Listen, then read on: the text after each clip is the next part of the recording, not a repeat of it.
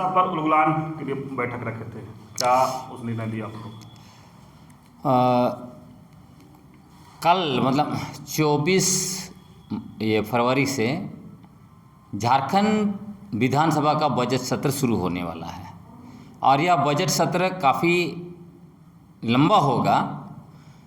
और आप लोग देख रहे होंगे कि विगत 2 महीने से पेशा कानून को लेके पूरे राज्य में राज्यव्यापी बहस छिड़ा हुआ है और इतना ज़्यादा ग्राउंड में लोग प्रतिकार कर रहे हैं, कह रहे हैं कि झारखंड बने 24 वर्ष हो गए, यहाँ पर पेशा कानून के 23 प्रावधानों के अनुरूप नियमावली बनाकर लागू करना था।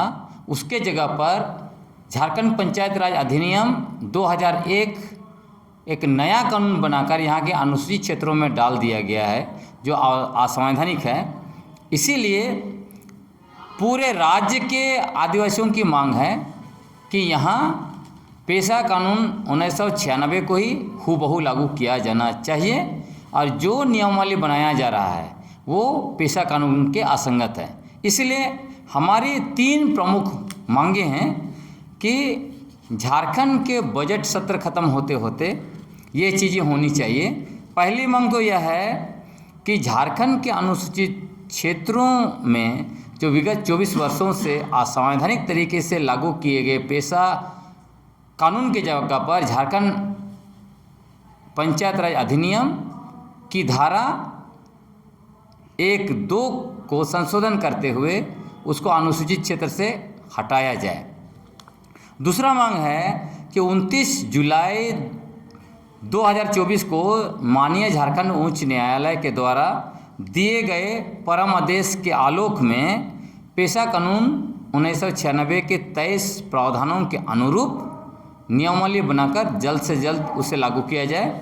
और तीसरी मांग हमारी यह है कि पेशा कानून 1996 को उपयुक्त नियमावली के द्वारा जब तक लागू नहीं किया जाता है तब तक झारखंड के अनुसूचित क्षेत्रों में जो भी कार्य अभी चल रही है, जैसे कि बालू घाटों का नीलामी, खनिज लीज का आवंटन, भूमि अधिग्रहण, कंपनियों के साथ MOU, आदिवासी ज़मीन की खरीद बिक्री, विदेशी शराब की खरीद बिक्री और प्रति ज़मीन का सर्वे पर रोक लगाया जाए।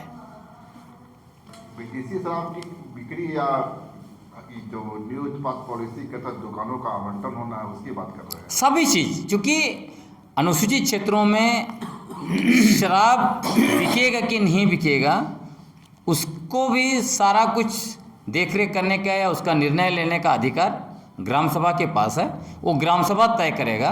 तो जब पेशा कानून आपने लागू किया ही नहीं है सही नियमावली के द्वारा, फिर आप कैसे आप जो है कि आवंटन करेंगे, नई नीति बनाएंगे?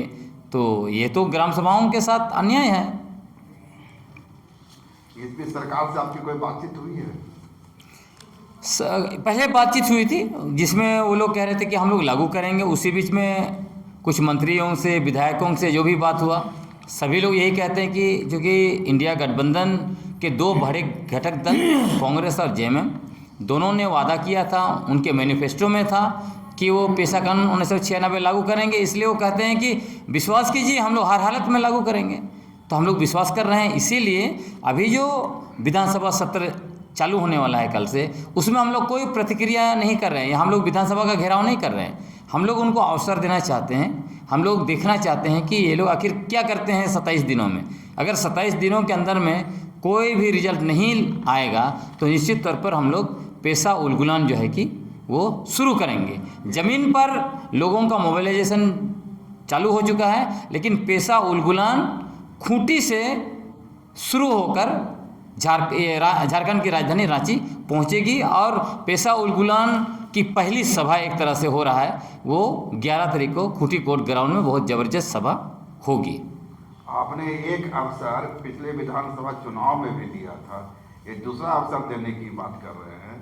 बड़ा सवाल यह है कि जिस आदिवासी समाज ने दिल खोलकर दोनों हाथ से अगुआ सरकार को वोट दिया, उसी सरकार में आदिवासी समाज पिछले 6 महीनों से पेशा कानून के लिए संघर्षरत है। तो फिर इस सरकार में आपके पूर्ववर्ती सरकार है जो भाजपा की सरकार थी, दोनों में बेसिक अंतर क्या होगा? देखिए, कई एक पत्रकार लोग ये भी सवाल उठाते रहे कि ये सरकार अभी अभी बनी है और तुरंत जो है कि आप लोग चढ़ बैठना चाहते हैं उसके ऊपर, इसीलिए हम लोग अवसर दे रहे हैं।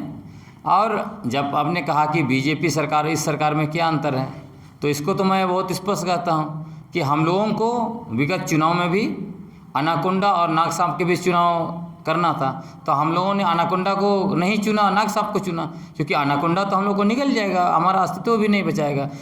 जो झारखंड के 24 वर्षों में 16 वर्ष का काम बीजेपी का देख लीजिए, उसमें पूरा आदिवासियों का अस्तित्व को ही मिटा मिट करने की काम हुई है, इसलिए हम लोगों ने इनको चुना है। तो अब सांप नाग सांप है तो इनको तो डंटा भी दिखाना पड़ेगा, तो हम लोग यही कह रहे हैं कि आपने अपना वादा किया, वादा निभाइए। इसका मतलब हुआ कि भाजपा चूंकि एनाकोंडा है, इस डर से आप हेमंत सोरेन की नागनाथ के सरकार के साथ हैं, वही कह सकते हैं आप। और निश्चित तौर पर आपके पास जब 2 ही विकल्प है, एक अनाकोंडा है और एक नाग है, किसको चुनेंगे? दोनों में से ही चुनना है, थर्ड तो आपको चुनना नहीं है, तो ऑब्वियसली एक को चुनना पड़ता है। झारखंड निर्माण के 25 वर्ष हो गए, 25 वर्षों में पूरी पीढ़ी का 2 पीढ़ी बदल जाती है, बावजूद इसके आदिवासी समाज आज 2 ही विकल्पों के बीच में फंसा हुआ क्यों है? इन 2 दशकों 28 दशकों के राजनीति में आदिवासी समाज अपना तीसरा विकल्प खड़ा क्यों नहीं कर सकता? देखिए, चूँकि अगर झारखंड मुक्ति मोर्चा को देखेंगे, झारखंड मुक्ति मोर्चा राज्य की लड़ाई में उसकी बहुत बड़ी भूमिका रही है, तो लोग देखना चाहते थे कि एक बार इनको बहुमत दे के देखा जाए, क्योंकि इससे पहले इनकी जितनी भी अनुभव रही है, हर समय में बैसाखी पे सरकार चला रहे हैं, और इस बार भी देखेंगे तो एक तरह से बैसाखी ही है। और हम बहुत स्पष्ट हैं इस मामले में कि राष्ट्रीय पॉलिटिकल पार्टी, चाहे वो कांग्रेस हो, जेएमएम हो, वो कभी नहीं चाहते हैं कि कोई रीजनल पार्टी खड़ा हो, उसको ख़त्म करना चाहते हैं। और वो दोनों ही राष्ट्रीय पार्टी, चाहे एक धीरे से एक तेज़ी से, लेकिन दोनों की एक इकोनॉमिक पॉलिसी, कांग्रेस और बीजेपी की एक ही इकोनॉमिक पॉलिसी है। इसीलिए हम लोग का मानना है कि झारखंड को झारखंडी पार्टी ही उसको ठीक कर सकता है। लेकिन अभी भी पिछला और अभी भी बैसाखी की ही सरकार है, बहुत सा चीज़ें ये लोग करने नहीं देते हैं, ये भी चीज़ें बहुत फैक्ट्स है। लेकिन चूँकि अभी ज़्यादा सीट मिला है इनको, इसलिए हम लोग उम्मीद करते हैं, विश्वास करते हैं कि ये उसको कर पाएंगे, और नहीं करेंगे तो झारखंड की जनता करवाएगी। इसीलिए तो हम लोग खड़े हैं, मूवमेंट कर रहे हैं। क्या आदिवासी क्षेत्रीय परिषद यह विश्वास करता है कि हेमंत सरकार की जो इकोनॉमिक पॉलिसी है वो भाजपा और कांग्रेस भिन्न होगी? थोड़ा तो भिन्न दिखता है, हाँ। अभी शायद आपको थोड़ा बहुत दिख रहा होगा कि वो लोग ग्लोबल इन्वेस्टर समिट वगैरह कोई कहीं कहीं जा रहे हो, तो आपको उस टाइप का ही दिखता होगा। लेकिन जिस तरह से बीजेपी और कांग्रेस की, बीजेपी तो बहुत एग्रेसिव है, उसका आप छत्तीसगढ़ में देख लीजिए, हंसदेव जंगल, आदिवासी लोग रोते रहे, बिलखते रहे, उसको वोट दिया था जिन लोगों ने, उनको कुचलने में उनको कोई भी परेशानी नहीं है।